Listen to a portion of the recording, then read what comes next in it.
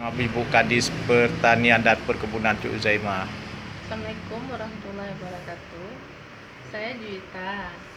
Saya meminta bantuan beberapa batang pohon karet yang akan ditanam di kebun saya di daerah Pancu dan Janto.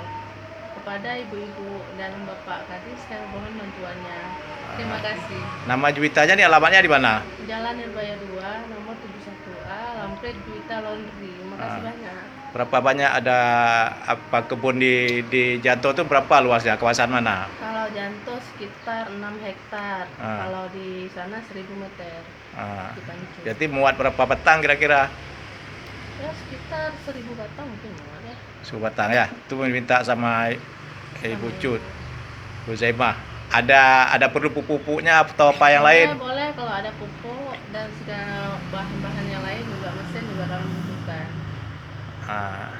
Jadi apa nih, mau dibeli atau kayak mana Bu Zaimah? Apa minta gratis? Gratisin aja dong yang beli. Oh gitu. Oke. Bantuan untuk kami anak yatim. Janda lagi, anak saya anak yatim 4. Oh iya, berapa anak Ibu nih? 4. 4.